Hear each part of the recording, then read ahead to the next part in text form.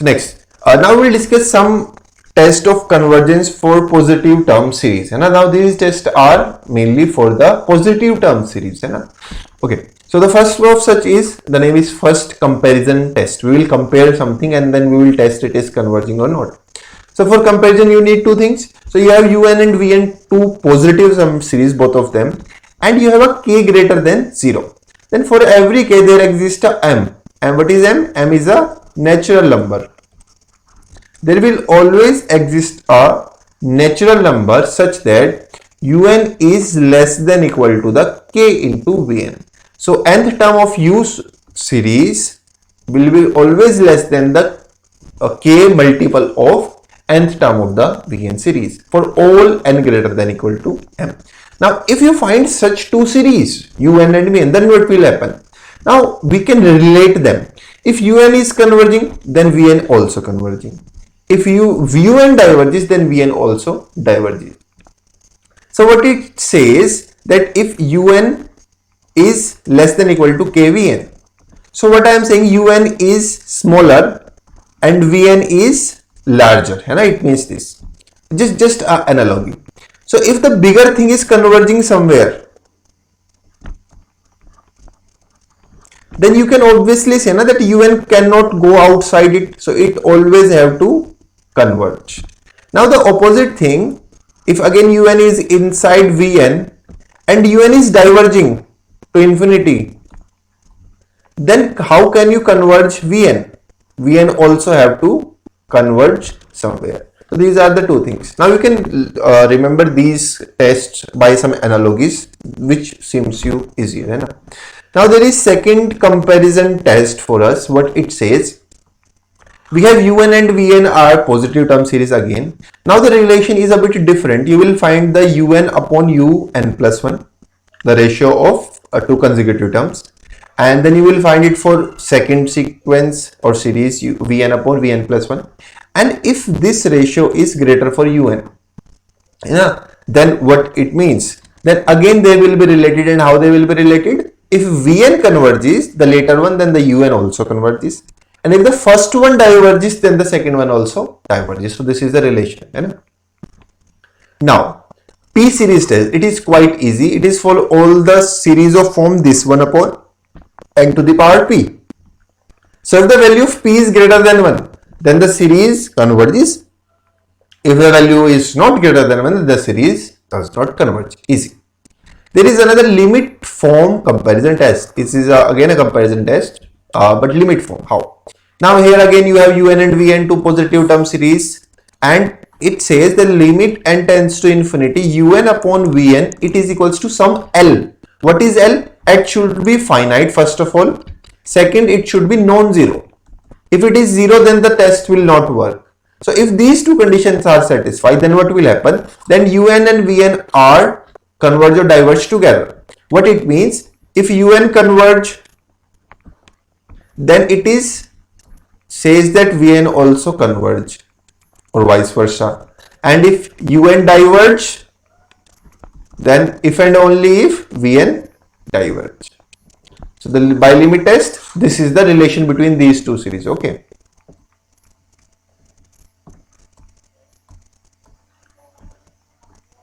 Okay. Next.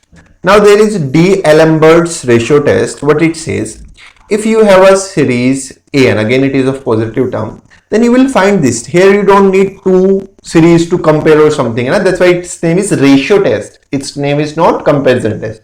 You will find that ratio of two consecutive terms, an divided by an minus 1, nth term and a previous term. You will find the ratio, and the ratio gives you a value L, let's say.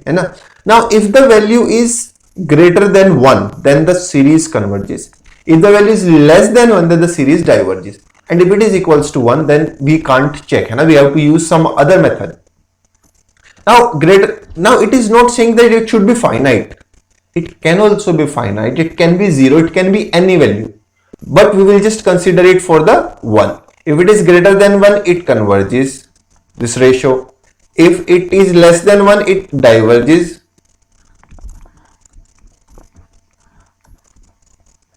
And if it is standing on the 1, it is equals to 1, then we are confused. We can't check the convergence. We have to use some other test.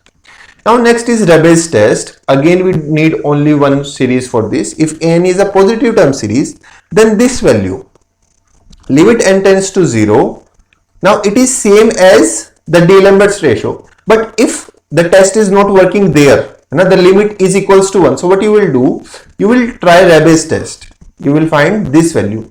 And if this gives you a value L, again a limit, if the D'Alembert's ratio fail, you will try this test. And if it gives you a value L, then you will do the same thing. If at 1, if the value of L, the limit is on the greater than 1, it will converge. Again happy. And if it is less than 1, the value of L is less than 1, then the series will diverge. And if it is equals to 1, then we are question mark. We can't say it is correct or not. We have to use some other test. Next we have another test which is called Cauchy's nth root test. It is especially means it can be used for many series, but in questions when we will try to find some series which we have some power or something.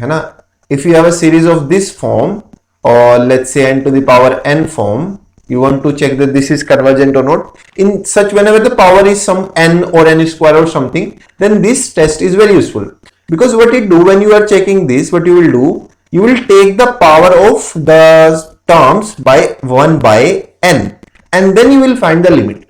Now if the value is L, some value, now you will do then the value of L will tell us about the convergence or divergence. Now it is opposite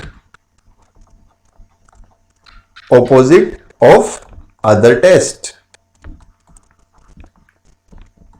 Again it works on 1, but if it is on the left side, it is nth root test. So it is if it is L is less than 1, then it will be converging. If it is greater than 1, the value of L, the value of limit, then it will be divergent. And if it is standing on the 1, L equals to 1, then we are again confused. This test will not work. We have to use some other test. Now next test is Cauchy's integral test. Now it is a bit of different test. Let's see what it says. If un is a non-negative monotonically decreasing integrable function, we are talking about a function. When it will work, if you have a function, what it should satisfy? First thing, it should be a non-negative. It should be monotonically decreasing, and it should be integrable. You can see the name of the test is Cauchy's integral test, so it should be integrable. Now if these conditions are satisfied and such that we can use it as a sequence for un equals to some un where n is the natural numbers. Now the series this which we are dealing with is convergent if and only if this integral is convergent. So we have series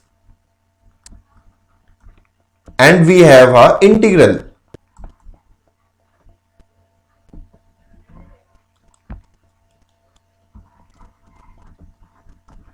Now they will be equivalent in terms of convergence. If the first one converges, the series will converge if and only if it is a if and only if condition. So if the first one converge, then the other will converge. So if you can easily find the value of integral, it is converging or not, you can tell about the series. And if you can easily tell about the series that it is converging or not, you can also imply the result on the integral part. Now next, some very basic, there are no specific name for these tests, but there are some basic methods or tricks to find the series is convergent or not. So one of them is if you have an square and bn square is convergent positive real numbers, then this root, so what it says, an square and bn square, both of them converges. It implies that the root of an bn, this new series, will also converge. Next thing, if an is converging, then the an divided by n is also convergent. Next, if an is a convergent series, it implies that an upon 1 plus an is convergent. So if there is an easy series which you can check that this is converging or not, So this implies you that an upon n, this will also converge, and an upon 1 plus an, this series, both of these series will also converge. So if you can find, this is a easier one, a simple. If this is a simple series which you can check, then it will also give you result about these a little bit of complex series. Next, there is a related concept which says what are alternating series. So what are the alternating series? Alternate means one after other, है ना, something alternating, one missing then the next, one missing then the next. So the series of form this un minus u2 plus u3 minus, so the symbol minus plus minus plus minus plus minus plus on the alternating terms, or I can say plus minus plus minus plus minus. This alternating term series, they are called alternating series. And how they are represented? So this is the symbol of series. This is telling about the terms, and we just added minus 1 to the power n minus 1. Right? So it will start with plus minus plus minus. So these such series are called alternating series. Now if you have an alternating series, you want to check the convergence of it or not. So there is a test that is called Leibnitz test for the alternating series. If you have alternating series, but it should satisfy two conditions, only then the test will work. What are those conditions? Then the next term of the sequence should be less than the previous term. What it means? It means monotonically decreasing. It should be, and the limit tends to 0 of the sequence of terms. Then what it says? Then it says that the series will also converge. If these two conditions are satisfied, then the series will converge. Now I am saying that these two conditions are satisfied, then the thing will converge. Now if any one of these is missing, if this one is missing, then it will not converge. If this is not, this is missing, this term is not satisfied, then it will not converge. So what it means, if you have some term like un plus 1 is not equals to un, for all n belongs to n, then you will say the series is not convergent. And if limit n tends to infinity, un is not equals to 0, then you will also say that the series, alternating series, is not convergent. Okay, these are the two, these are the tests for convergence of alternating series. Now what is absolute convergence? Absolute convergence, if you have some series an, what you do, you take the mode of all the terms of the series. Means either it was positive or negative, just make it positive or make all the terms positive. Then this new, you have a new series, and this new series converges. If this new series converges, then we call that this type of series is called absolute convergence. Means if an convergent, the modulus thing, every term when is positive, then I will say that the original series an is absolutely convergent. Okay. Now if un is absolutely convergent, then this also says that un is convergent. Means this also implies that the original series is convergent. But converse need not be true. If you have a convergent series, it is not necessarily that it will be absolutely convergent. It may or may not be absolutely convergent. Now the last term, what is conditional convergent? Now if there is a series which satisfies the two conditions, means it is a convergent series, but it is not a absolute convergent series. If these two terms are satisfied, and I have a series which is convergent, but when I take the absolute value of all the terms, I make all them positive, and then this is not convergent, this becomes divergent or oscillatory, then such series, this original an series, will be called that this is a conditional convergence. So this was all the things which we discussed today about the series of real numbers. And you can see all our previous videos about the sequence, the concept, topology, and all other videos on this real analysis playlist on the channel. You can join. If you have any problem, you can discuss your problems in the Telegram group. The link is again in the description.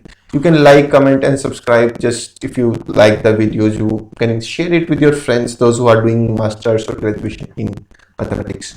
So this is done for today's class. Thank you very much for joining the class. Bye bye. Tata.